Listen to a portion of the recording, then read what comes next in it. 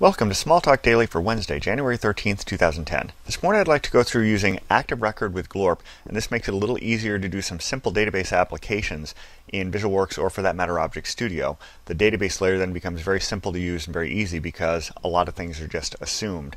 The best way to do this is to go to the Directories tab again in the Parcel Manager. And once you're there, select Glorp. And the reason I'm going through the directories is that unfortunately, while Glorp is listed in the suggested list, ActiveRecord is not. I've already loaded this, but you want to load this package here, Glorp ActiveRecord. It'll bring in Glorp itself. Once that's in, you can close this, and you then need to define a database schema. So I'm going to go and define a subclass of ActiveRecords.ActiveRecord descriptor system. I've called it schema 1 because I'm kind of following the same pattern I was using in Web Velocity. And you need to define two methods. Table for your class, so table for whatever class you're mapping to, and you define the mapping as it's set up in your database. In my case, I'm using Postgres, and this is how it's working in Postgres. It has these fields and all of these specifications. And then for the ActiveRecord stuff to pick up, you need to tell the descriptor what table to use. So you specify this method here looking like this. And then the only other thing you need to do is on the class side. You don't need to do this on the class side, but you do need to set up some way of telling ActiveRecord what the login parameters are for your setup. And the way I've done that is in a class initialize method. When it comes in, I just have it telling it create a new login, an instance of Glorp login, fill in all the particulars, the username, the password, where I'm finding the database, the login name, and so on. And then two things: tell the ActiveRecord default login to use this, and tell your ActiveRecord class the default system it needs to use is this guy. That way everything's hooked up. So once I've done that, I'm ready to actually be able to do some work. Alright, so now I can do some work.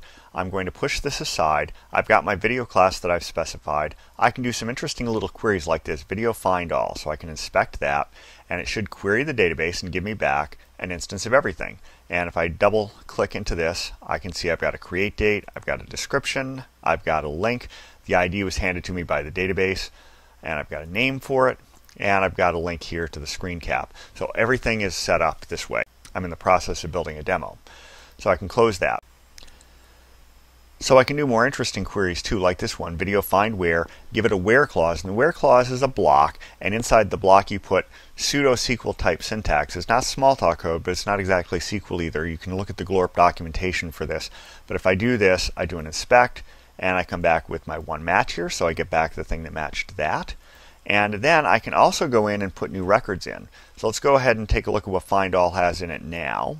If I do an inspect, and you see there are 9 records.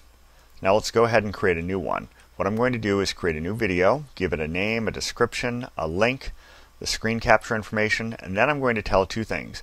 Be persistent, commit unit of work. This tells it, the object, that it's a database object.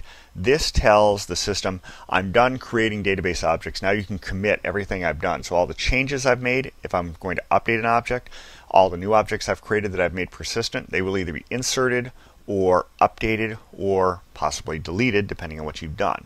So let's go ahead and try that. I'll highlight all of this down to commit unit of work. We'll do a do it. And you saw the little cursor there go. So let's do a find all and see if it's in there. So we'll do an inspect. And now you see there are 10 objects in there. So there it is. So I've successfully created a new object and using the ActiveRecord pattern inserted it into my database. So that's about it for today. Until next time, have fun with Smalltalk.